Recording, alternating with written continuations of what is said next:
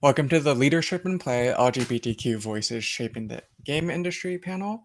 Um, and so to begin, I am Sakura. I am one of the gay gaming professional scholars, and I organize this panel. If all of our panelists would care to share an introduction to themselves, starting with Michael, then Bree, then Joseph, then Jeffrey, that would be amazing. Thank you. Sure, I'll get started. Hi, everyone. My name is Michael. I run a small indie game studio called Sonotic Arc. We've launched a few games such as Abyss of Neptune, The Book of Regrets, and Zombies Noir Mixed Reality. I also work at the studio Singularity 6 on a game called Palia, where I'm a gameplay programmer. But obviously, running my own studio, I have to manage quite a bit of stuff on the side as well. So that's a little bit about me. I'll let Bree go next. Thanks, Michael. My name's Bree Chindyerly. My pronouns are she, her. I'm a gameplay and game AI engineer of 15 years experience in AAA. Worked at 343, Microsoft, Riot. I've been an engineering manager, tech lead for about 6 of those years, and recently left AAA to go try this indie thing, which I'm equal parts terrified and excited about. And I'll pass to, was it Joseph next? Yes, yes, thanks, Bree. Yeah, so I'm Joe Kemp. I'm the CEO of a small company that I founded called Games That Matter. So we're a game publishing studio as well, but we make physical games. I'm a newer entrant to the gaming market. I'm actually a corporate lawyer by trade, and I'm a lifelong gamer. And I said an opportunity presented itself, so I said, let me do this and run with it. So that's what I'm doing right now. And essentially, we create games that matter and games that teach high level skills and concepts in a fun way while giving back to students in need. All right, I guess I'm next. Hi, I'm Jeff, also known online as Chishu. I am an indie game producer and developer. I run the D Cell Game Studio. D Cell Games is currently producing Unbeatable, which is a rhythm adventure game published by PlayStack. It is coming out this year on PC, PlayStation, and Xbox. That is the thing I've been working on for like 7 years of my life. Outside of that, I run my own indie circle. I've also assisted with publishing and development of other games. That includes games like Vivid Stasis, Beat Block, um, and a few other stuff as well. Yeah, basically all that stuff. I just work on a lot of games. So we have a wonderful panel of guests. We're from all corners of the game industry, from like law to indie to publishing to AAA. So one key feature that I'd like to ask is how has everyone's identity influenced their journey through the games industry, if any? I'd like to start with Michael. Sure. This is kind of an interesting one. And actually, when I talked to Sakura just a little bit about over Discord ahead of time. So I guess for myself, being bisexual, it's not really something I think about too much, but it has sort of influenced me in some ways where, because I am very much able to pass as straight in a lot of situations, it's something I guess I would say I sort of subtly hide. It's not something I really want people to be aware of. Which may be very different from other people on the panel. So I think there is still a stigma against LGBT people in a lot of ways, as much as we are as a society trying to go past that. It does sort of make me want to hide that identity in public facing areas. Because as we know on this panel, it does not affect our capabilities as engineers, producers, publishers, etc. But there is still stigma against it. So I guess that's sort of the way it's influenced me, which is, maybe a little bit sad, but it is, the society we live in. So that's the way I would say it's impacted me. I'm not sure if anyone has any comments to add to that, or if we want to go into someone else and how their identity has shaped them. But no, I'll end my point there. Yeah, I can go next. I would say for me, as a queer woman with multiple uh, denominations in the alphabet mafia, um, it's challenging, especially in the year 2025. Um, but I think one thing that's been really nice is uh, there is a real strong community for underrepresented groups in the industry. I think a lot of us recognize the challenges that we face being minority groups, and there's a lot of people who have been eager and enthusiastic in supporting and uplifting each other. Um, Personally, I've always kind of thought of myself as a game developer first, and like the rest of my identity is second to that. Like, I really want to focus on my craft and the things that I make more than anything else. But it's there, and I think it's something I actually struggle with a bit is like how visible do I want to be in terms of like, being present and visible to uh represent, a voice and an identity that I certainly didn't see when I was growing up and watching E3 and seeing like, who's on stage, who's presenting. You get a certain view of what the world looks like, um, versus, being mindful of personal safety and the challenges that, we all face in discrimination and harassment and things like that. So it's I wish we didn't have to think about all these things, but yeah.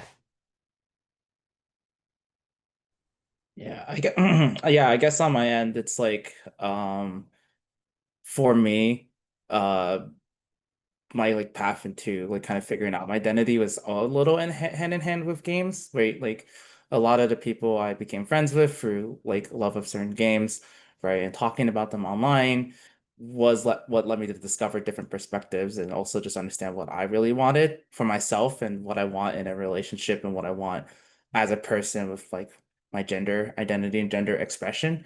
Um, and yeah, I think games have such a huge power in that, and I've even seen with like my own projects, like people coming out of that with similar feelings, like feelings and things to how I felt when I played certain games when I was younger, and that like really hits a lot. And that's kind of the huge reason why I make games and why I want to keep making games is because I want people to have like an actual like their own takeaways, their own feelings um about things in life based off of the works and media that they experience. So it's empowering as a queer creator. Even if like for example in Beatable I don't exactly have the most creative direction on that project, but even then like that game like the ways I've seen people grow from like when they've played the original demo and changes people and also like figure out their gender identity and expression, even though the game is not largely like about that kind of thing. Like that's the kind of thing that really fuels me when it comes to expressing myself and just being open with who I am in these spaces because like the stuff we're making can change people in that way too, you know? So. Yeah, and I could quickly add on to that. I agree with everyone's sentiments. I think for me, I'm also a GGP scholar, by the way, but back in the day, a couple years ago. For me, I think it's one of the lanes where you could really insert your identity in what you're doing is storytelling, I believe. And when you have opportunities like this or opportunities to share news and things like that, this is a powerful way for if you're founding your own company or starting your own company to share your story because that's how it resonates with broader audiences. So that's where I make sure to talk about all of my identities when anyone's hearing me pitch, when anyone's hearing me kind of tell the story. And while the games that we make, the first game that we made is called Disbarred the Card Game, and it's a legal card game, so you learn high level law in a fun way. And we give back to some organizations that are supporting pre-law and law students in need. But some of the things here that we can sort of overlap with my identities and my co-founders' identities, because we're both LGBTQ and we're both Black, et cetera, we are giving back to some of the organizations that supported us along the way that has all of these communities kind of in their wheelhouse to help uplift in this profession and legal profession. So those are some ways that I would say the identities overlap in what we're doing here at Games That Matter. That's a fantastic answer, Joseph. For my next question, I'd like to ask about leadership initiatives and what leaders can do to foster more diverse and inclusive environments within game development. If anyone would like to go first. I can go first on this, because my answer is pretty simple. Just hire more queer people. Like, I've been through the hiring process of hiring like lots of people for, Unbeatable and whatnot, and like going through that process, it's like, the amount of candidates that don't like are largely cis het white people, right? Is kind of like just very visibly apparent and kind of disappointing. And you can tell that those are the people that like there's like a specific tone to it that like I don't think fits what I want in a workspace anyways, right? But even then, like it always does make a lot of the people who don't fit in that mold stand out a lot more. Um, but those are the people who end up struggling to get jobs the most, which is unfortunate. But I think like really like the answer is like just hire more queer people in these spaces. If you are in a leadership role like that, it feels like an important responsibility regardless of who you are, that like having diverse perspectives isn't just a thing to do to have like kind of like a token or feel like you're doing something morally positive. It's just also good for your project. Like these kind of perspectives are so crucial to making like you're making works of art, and I think like queer people have like a sense of artisanship that is not very like utilized a lot in games and is so much better when they are, right?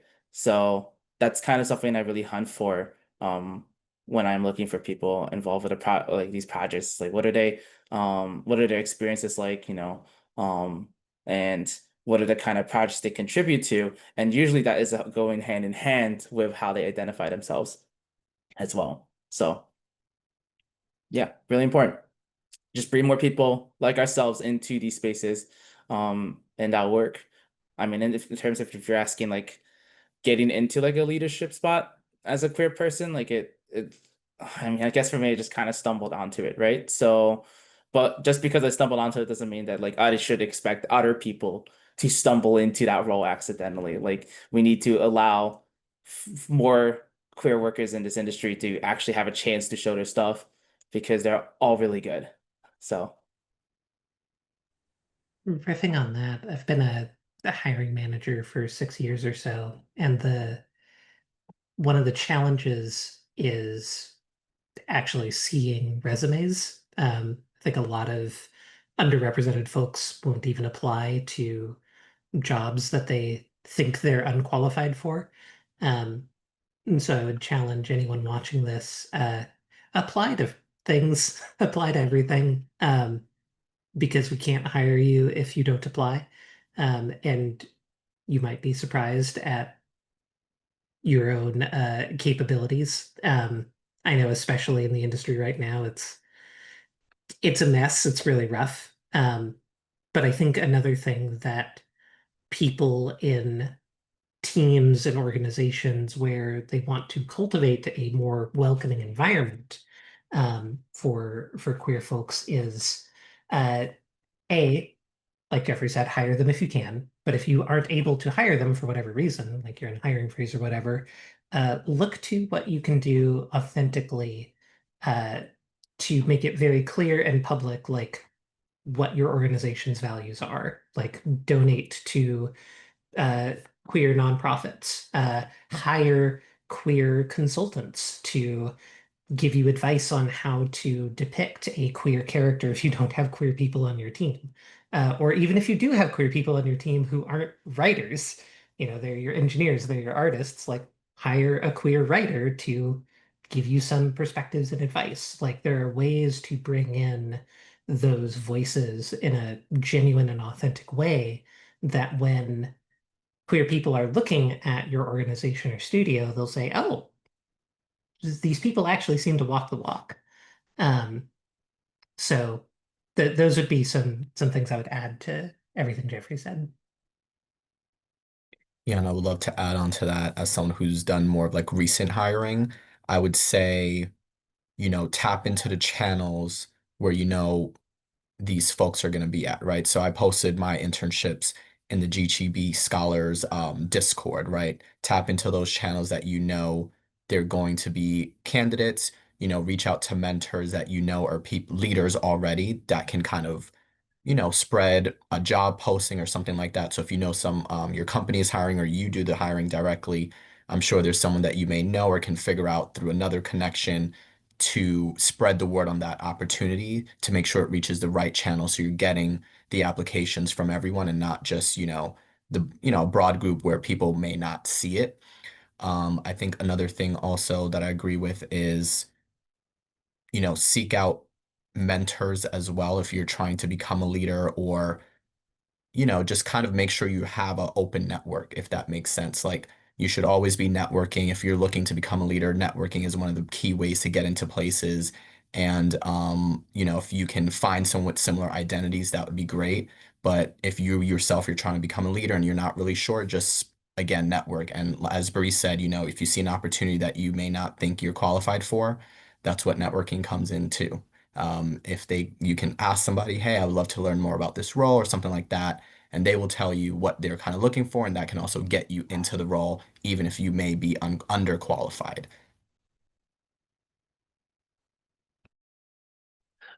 So I think Sakura's original question came down to something along the lines of like, as leaders, how do we ensure like having like that we have a good workplace for LGBT people? So I want to talk to that a little bit. Um, for the people that I've hired for work on Sonatic Arc, I mean, realistically, as we know, like LGBT people are still a minority, of course, and we do want to have their voices heard.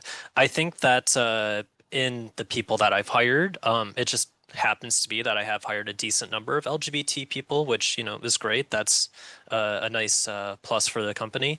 That being said, obviously, we do have a lot of typical, straight people, which is totally fine. But something that I have made sure about is that anyone that I do hire is not an asshole, right?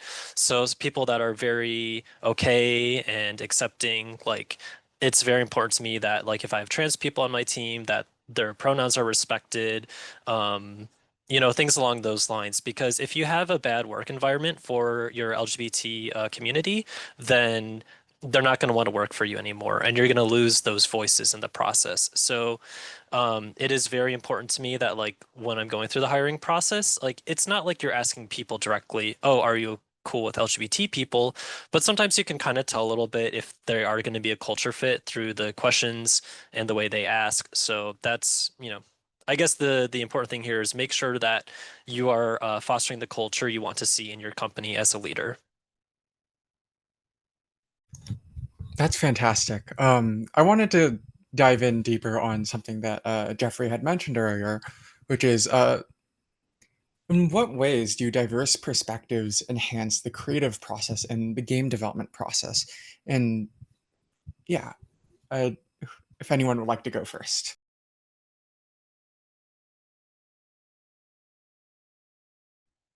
And I think there have been numerous studies around the ways in which teams of diverse perspectives uh, outperform teams of homogenous perspectives over time. They tend to have a little slower ramp up, but tend to have better results in the long term. Um, Specifically, how like it's kind of everything. Like the thing is, like there's so many people that play games these days that if you only have a few people that think a certain way, you are functionally going to leave money on the table. Like having people uh, on your team that speak other languages, for example, like they're going to recognize localization issues for uh, certain languages that have fonts that are very different than like an English font, and can early on in your project give you perspectives and advice to make sure that you are writing your dialogue pipeline in a way that is not going to cause a problem when you're trying to localize the game and you're 3 months out from ship. Like there's so many things, especially like regarding accessibility. People that get motion sick from games, like having those people play testing your game early means that you can build in accessibility features really early on in the pre-production stage so that you're not scrambling to get them in at the last minute. And again, the more ways that you're able to kind of invite those players in because of those perspectives you bring in early on, the more money you make. Like it's just good business. From like a design and narrative perspective, also like the thing about having more diverse perspectives. Um, and putting together, right, like um games from a queer perspective, right, is that I think a lot of the struggles that queer people go to, like ourselves, is a lot more universal and relatable than a lot of people would like you to like have you to believe, right? I think a lot of the struggles we go through in a lot of certain environments, in modern day society, and even in the past, like those are all things that I think people, regardless of their, their gender identity, their sexual identity, can sympathize and relate with. Those are just like stories that I think people can feel very like empathetic towards, who can really like kind of see themselves in, even if they aren't of that perspective. I see this a lot with a lot of other games, right? Where their stories are predominantly queer, and queer oriented, but like it still clicks with a wider audience. It still is like a really like enjoyable narrative for a lot of people, because that kind of struggle is something that I think is very human and very easy to connect with. And even like design, like kind of like understanding a lot of like different perspectives of how people see like relationships, how people see what it means to be human in a certain way, right? Like, and also like how like even down to things like customization of characters and customization like player control, right? Player agency. Like those are things that I think mean very different things to people who have a very kind of simple, um, like more limited perspective on gender and identity than people who are kind of outside of what is considered the norm in that regard, right? You like the ways you see these things, right, is why we get to have more diverse body types and different relationship routes and stuff like that in various RPGs.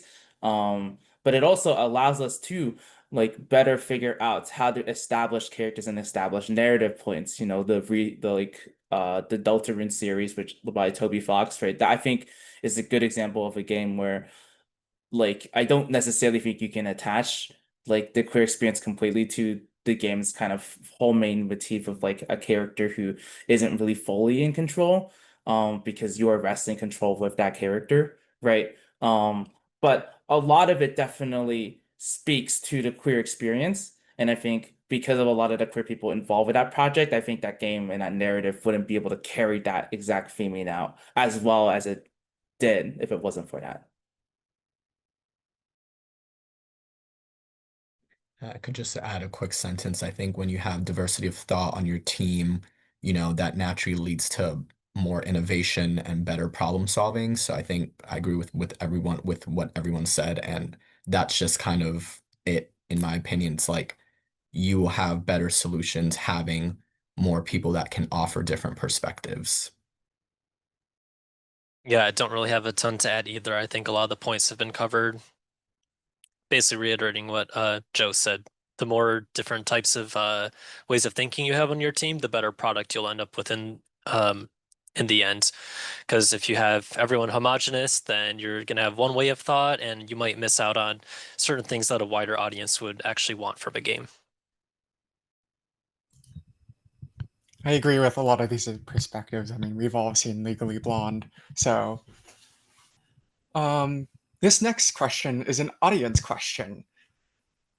And it's asking about professional ways to identify yourself as part of the LGBTQ community in a resume or a cover letter or other professional materials.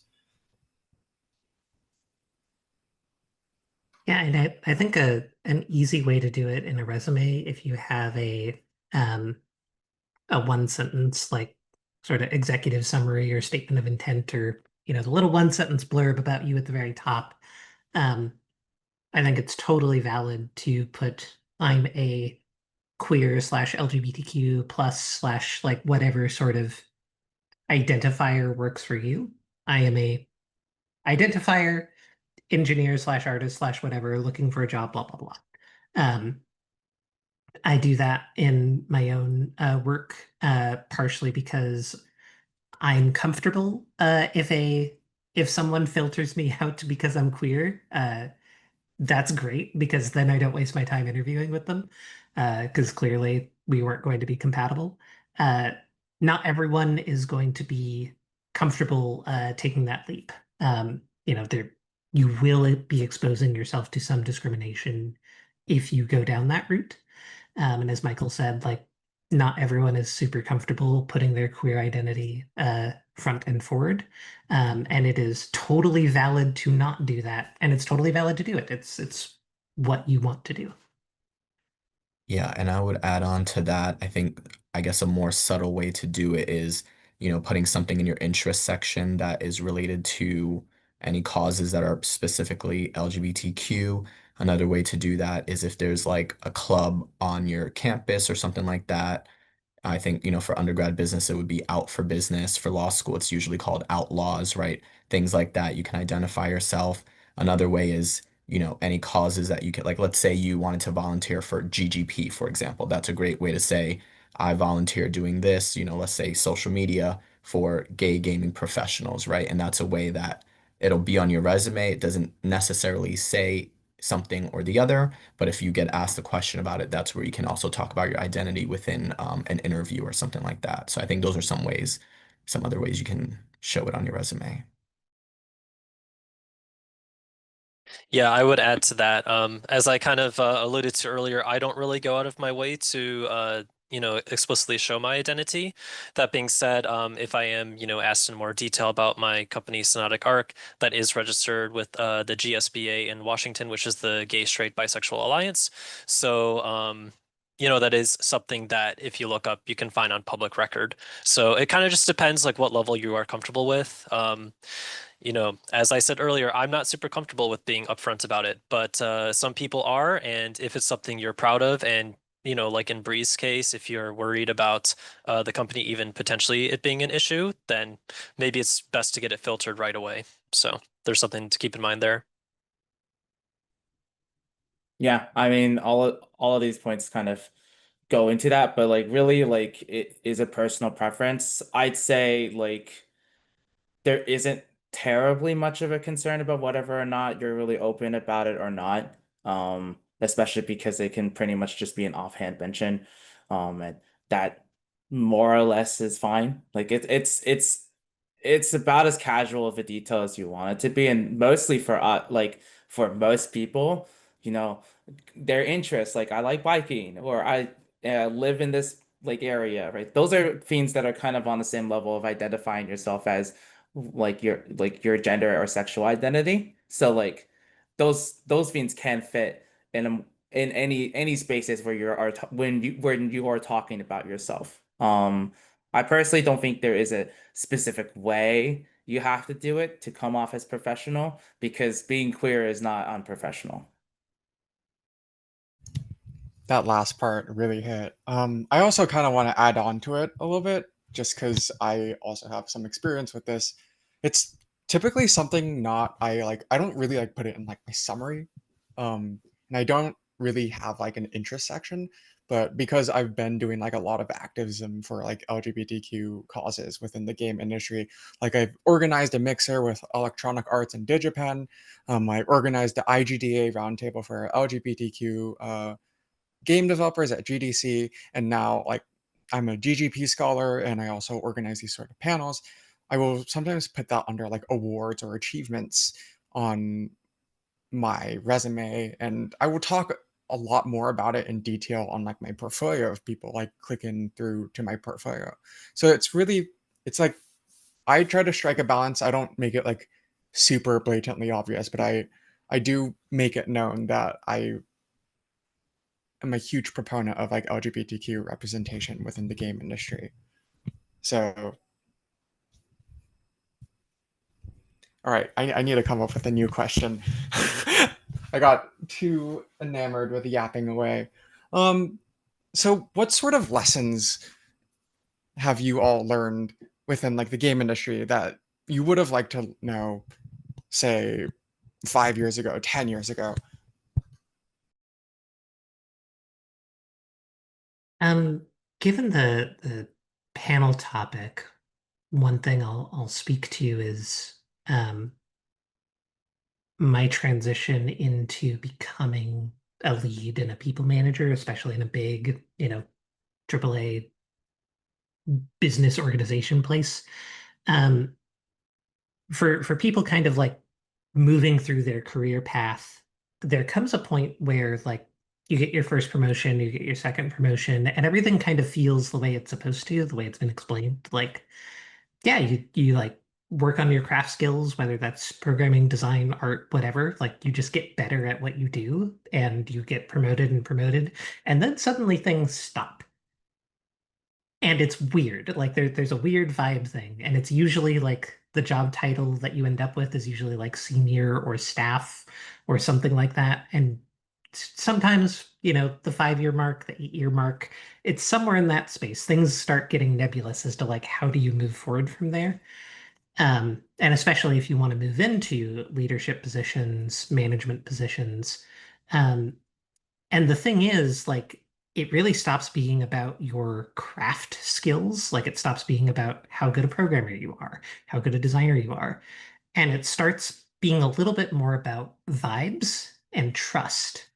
I think a lot of the decision to promote someone to being a manager really has to do with, like, do we, the organization leadership, trust this person to be our voice when we're not in the room and drive our business goals and business decisions? And that has nothing to do with how good a programmer you are, how good an artist you are, and everything to do with how good are you at playing organizational politics? Are you liked? Are you respected? And your craft skills will go into that. Like if you're good at your job, you're probably going to be liked, you're probably going to be respected.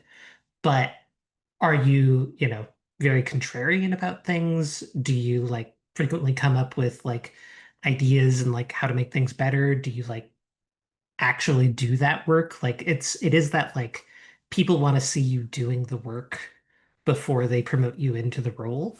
And that's really hard to do. And so a lot of times like it takes time to build that trust and to build those vibes.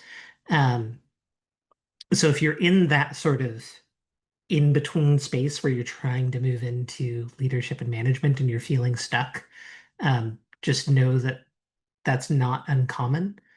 Also, the other like just reality of it is sometimes you have to wait for someone to leave. Like you can't get promoted into a manager role if there are no manager roles. So a lot of times, like between projects or uh, through like big milestone shifts, people leave.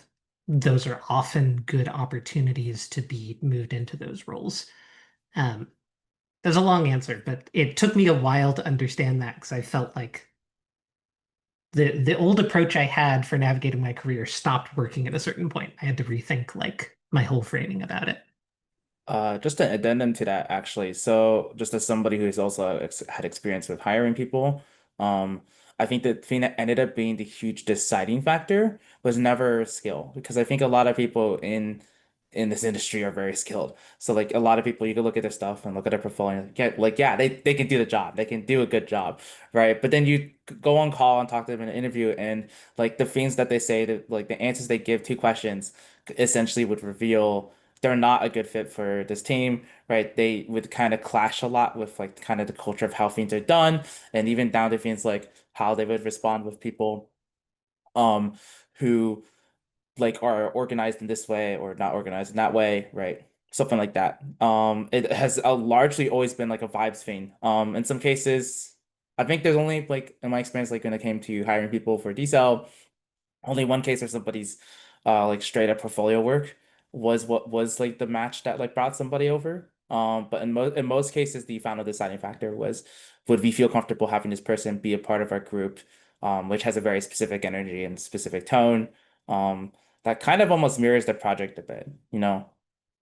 So yeah, that's definitely like one major addendum to that. Not exactly how I would answer, not exactly like the thing I would tell myself 5 years ago, I think, to be honest. But at least in terms of like getting yourself around in these spaces, yeah, like knowing like being a strong people's person is pretty important. Um, in these spaces. And also just like even if you are a strong people's person, you have to make sure that the space you're kind of getting yourself into is a space you click with and is a space that you would like kind of be a good fit for and like would be able to do good in. So I have something kind of related to that. The advice I would give is that you will feel imposter syndrome, and that's okay. Um, I think as Jeffrey was saying, in most cases, I can't say 100%, but probably at least 90% plus, you are expected to learn on the job. You are not hired to be this like perfect person. You are hired because the people in the hiring positions think you're going to be a good fit with your team, and you will learn on the job. You'll get used to working with the team. Um, and that's okay. Like you're going to have days where you think, am I good enough for this? And especially so if you're, you feel that you're not good enough because you're in a minority or a minority person. But again, you were hired and you were expected. Um, Basically, it's not your minority that's the problem. It's not even a problem. It's just everyone's going to feel imposter syndrome. So I think I got a little ranty there, but it's expected. Yeah, and I would say I actually entered the industry through a different route, of course. So I entered it through entrepreneurship. I think for me, funny enough, I always actually wanted to be a game designer, but I ended up choosing the law path because I didn't know a lot back then. So that's great that I see people here, attending these events and learning about the industry because I didn't know back in the day what was possible. So I chose a different career path. And for me, what I would probably tell myself maybe 5 years ago is that, I can leverage sort of the law. I can leverage other things that I'm doing to actually get to the point that I want to get to and really work on things that I'm passionate about. So, like I mentioned, I was a corporate lawyer and I was doing corporate law with startups and venture capital firms. So, the work I was doing, actually, I worked with a lot of big gaming VCs and I worked with a lot of gaming startups as well. So, I tried to weave that into my career as much as I could. But basically what I would say is if you're entering the industry through a different means, which again, I said entrepreneurship, I have felt like I've been welcomed with open arms, actually. A lot of people have been great to me. I've got a lot of great reception for my product, my idea. And, there's been a lot of things just kind of I can't even really explain it for real to you guys, but it's like just a lot has happened in the last few months. The company is less than a year old that I have, but I've been able to get on Forbes 30 under 30. I've gotten a lot of different award nominations, things like that, just for kind of staying aligned with my passions and goals. So I feel like what I would tell myself 5-ish years ago is, whatever ideas you have or whatever comes to you is just pursue it as not as fast as you can, but go for it, right? Because I think for me, I had a lot of fears with different things, and how I became a GGP scholar was because, again, I mentioned I'm a lifelong gamer. I started my gaming club at the University of Michigan. I did an MBA also, so I started at the business school, and that was one of the selling points for me to get that scholarship. And I think for me, how long ago was that now? Probably 3, 4 years ago. So yeah, I would tell myself, figure out what routes I can get into this industry if I'm taking an unconventional path and just go ahead and figure out, find the mentors as I mentioned before. And this sounds very like word vomit, but yeah, it's been great and I've been welcomed with open arms, but coming in with through a different route, it's been really good for me. So This next question is also from the audience. Has there been any specific moments where you feel your role as a leader helped another queer team member feel comfortable and accepted in their role? And are there any simple tips for creating inclusive environments?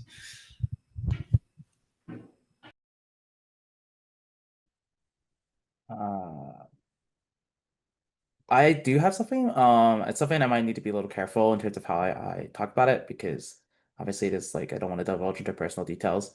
But a coworker of mine, actually like was one of the first people that like I was one of the first people that came out to, um, about being transgender, and I think that was like a very important moment where honestly just like because like one of the reasons why they decided why they were comfortable going to me about this first and asking like how they should like kind of approach this thing um just in general was because like when we like hung out in person at conventions or when we went to conventions to demo the game um like the way I was around friends and stuff was like openly very me and very myself um which I think when other people around you see that kind of like lifestyle, that kind of perspective, it rubs off of them, right? And for her, it was a thing that like made her feel safer, and it made her feel like it made her feel safer, and it made her feel understood, right? Even if she wasn't able to at that time during that event talk to me about it.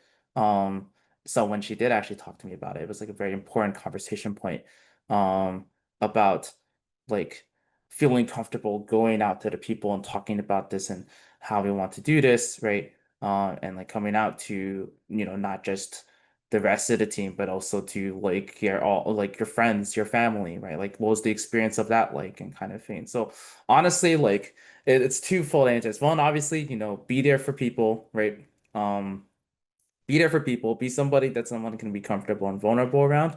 Um, Obviously not too vulnerable, because in the context of this, like this situation, this is a professional space, right?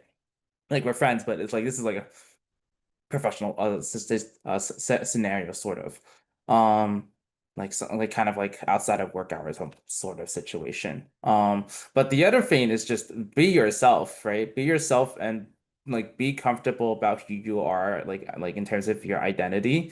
And when other people see that, that rubs off of them, that makes them feel more comfortable around you, right? And it makes them feel like they can put more trust into you. And if that's like one of the most like important things that you can do for people, and like with your team, with like in your community, is if you are yourself and you are happy about being yourself and confident about it, to the best of your ability. Obviously we can't always be perfectly confident and happy about who we are. That changes almost every day sometimes. um but if you are showing just a little bit of that of yourself in spaces, people notice, and it does matter. Even if you are not directly going to them and helping them, right? It does help people around you in a way. Yeah, I would totally agree with all of that. I actually gave out two offers to queer interns for this last internship cycle that I did. One didn't accept the offer because he got a better one elsewhere, but they both knew right away that my company is 100% LGBT owned and operated.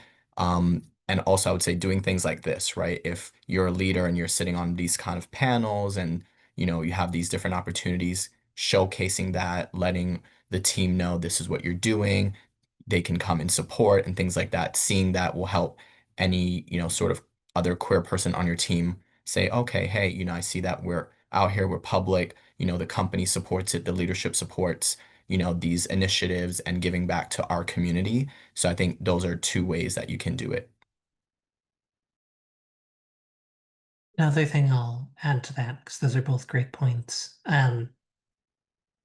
being utilizing kind of calendar events, for Pride or for Black History Month or Juneteenth or Diwali, like using like a quick Slack post, just a like, hey, today is blah.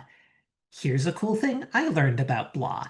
Um, Being just kind of on top of some of that stuff, people will see you doing that. And you don't have to be a, explicit, you don't have to have lead in your title to start doing some of those things, right? Like you can just be showing up and kind of educating and, bringing attention to, donation or nonprofits doing cool stuff and things like that. And this doesn't have to be something you're posting like every day, but like as you're engaged in these spaces, you're probably just aware of cool things, like learning about cool minorities in history and like what they have done. Like just surface those stories, because there's a lot of intersectionality in all these spaces, right? And so when people see you supporting community A, they can probably imagine, yeah, they'll probably support community B as well. And if they identify in some community where they're not overtly comfortable being transparent about that, you're kind of signaling to yourself, hey, I'm an ally. Like I want to be there to support you in whatever you're going through. Um, Sometimes it is just the little things. Like to this specific question, like I don't know if there's like a specific moment where like, you know, I completed the quest and I was a good ally and therefore like a good thing happened. It's I think it's a lot of the little things that we do being authentic and supporting, our peers and friends, that those are the little things that add up to the big moments that will happen eventually. Um, So I guess I think Brie has a lot of great points about it being a lot of little things. And I think one of those little things that actually helps a lot with creating inclusive environments is honestly just whatever software you're using, Slack, Discord, all of your communication channels. If you as a leader put your pronouns on there, doesn't matter if you're straight, like cis or trans, whatever, um, putting your pronouns on there is a great way to show that you are accepting of people because uh as we know, like if you are putting your pronouns in there, 90% of cases, you're someone who is an ally. And I honestly think that's a good thing for even your straight leaders. It's a great way for your minority people to feel more comfortable in an environment. So I'd say that's probably one of the biggest things for me.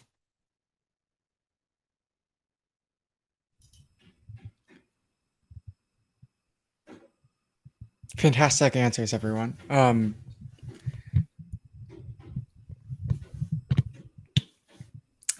Sorry, I was like looking at the timing.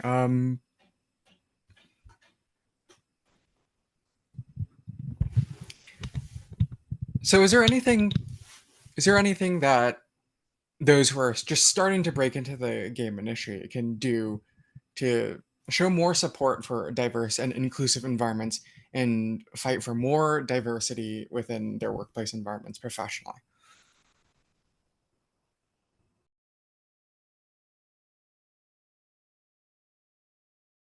I would say just because I came in through I guess, an unconventional route, I would say for me, what I could think of off the top of my head is some of the things that we've already spoken about. It's making sure your hiring decisions are reflective of those practices that you want to see. I think another way is, ensuring that as you're climbing, you're also helping people on the way up. So if if you're part of groups in your undergrad or whatever, you're mentoring other queer students trying to get up into the industry as well once you get a gig. So like kind of cross networking, I would say, just because the more information and resources we share and have, the better chances of getting these sort of opportunities. So that's what I was saying. I think everyone else will have much better perspectives for that. I don't really have anything too much better to say. I think sort of related though is, I mean, most jobs have referrals. So remember, you can refer your friends. Like if you know talented people, try to get them into your job too. So that's what I'll say to that. Another thing that, because especially if you're early in your career, you may not be someone with hiring or firing power. You may not be someone who is trusted yet to the point I talked about earlier to be on interview loops and things like that. Um, but you can ask questions. You can ask your manager, like, "Hey, do we do blind resume reviews? Do we ask shitty questions in our interview loops?" There's I realized this. So a few years ago, my wife said something to me of like, she was on an interview loop and she said, "There were two women on my interview panel." And I was like, "Oh my God, when has that ever happened in my life?" Um, so if you are like a minority group, try to get involved in interviews. Like even if you're pretty junior, ask your boss if like, "Hey, can I shadow an interview that you're doing? Because I want to understand how interviews work." Um, Pretty soon, if you start doing that enough, you will just get asked to interview people, um, because it's a lot of work. It's actually pretty stressful to be an interviewer. Um, it's hard. It's emotionally challenging because like sometimes you have to say no, and that sucks because there's another human on the edge of on the other side of the interaction. Um, but when you've like gotten yourself a seat at the table and you understand how your organization is making those decisions, you can start to say, hey, wouldn't it be better if we did blah? You know, as that, or, you see like there's a lot of disparity in how people interview. Maybe there's an opportunity to do some training, have some unification. Um, Interviewing is its own skill with its own skill tree. Um, and it is very easy to screen out people that are very qualified because interviewing is inherently a very conservative process, because there's a lot of liability on the line in a lot of different ways. But I think it's a place where your voice and your time can have a lot of impact. So try to get in that space. This might be like a little disconnected from the question, but like when it comes to just amplifying queer spaces, especially if you are someone who's not like in a specific like kind of like let's say like more like entry position in the industry, um engaging with queer works, queer events, and queer creators is just really important, right? If your network of like like people you work with and people you talk to, communicate, the people you play like projects of, like participate in jams with, talk to uh on industry terms with, like are queer people, right? And you're engaging in queer works, that has a huge influence in like boosting everybody up together, and also contributing and being a part of those spaces. Like it's just kind of its own separate, like I want to say separate like space from the industry because it's all connected in that way, right? But it's a lot easier to be able to assist and build that perspective, not just like for yourself, but for everybody, right? If you are actively looking and playing QueerWorks and engaging with what people do, and that doesn't necessitate like specifically engaging with companies, right? This could be indie works, right? This could be like Dojin stuff, things people do outside of the kind of traditional realm of like businesses developing game software, like and stuff. This is essentially engaging with it as like a medium, like an as an art form, like games, and engaging with that is queer. It's inherently queer, like like a very queer aspect of games. I think is the way people can express themselves in works very personably. So just playing those and having a conversation about those and like engaging with the people who work on those things, right, is really important. All right, well, I'm going to begin starting to wrap up. Does any of our panelists have any contact information, any social media that they'd like to share, or any projects or companies that they'd like to promote? Please feel free to do so now. I'm Bree Chendirely on Blue Sky and LinkedIn. Someday I'll have something to promote, but stay tuned. Yeah. Well, I'm Joe Kemp. Also, you can find me on LinkedIn. I'll put a link to my website here for our first game. It's still on pre-order. And it's called, again, Disbarred the Card Game, where you learn high-level law in a fun way. And I can give you guys a special discount also if you guys want to grab a copy. So I'll put that in the chat. My name is Michael Poulos. You can find me on LinkedIn. As I said earlier, the name of the company that I work on in my spare time is Synodic Arc. We are currently working on a game called The Boo Crew, which is a cute 4-player party game. You can find social media links with our link tree for Synodic Arc, or The Boo Crew is spelled with 2 O's for crew. So you can find that online as well. You can find me on places like Blue Sky. My Blue Sky is at meltingcomet.com. And if you go to meltingcomet.com, that's like my main website. You can see links to like, all social media stuff, contact information, etc. If you want to send any email, just like asking questions about stuff, like about topics here, just anything in general about games. My email is jeff@dcellgames.com. And if you are interested in checking out the stuff I do full time, and like seeing the work of the company that like I've referenced several times in this talk, you can check out Unbeatable when it comes out this year. It's coming out on PC, PlayStation, and Xbox. It has a demo right now on PC and PlayStation. And yeah, that's kind of just essentially the gist. Thank you so much to our panelists. This wouldn't have been possible without you. And thank you so much to our audience. This also wouldn't be possible without our audience. Thank you.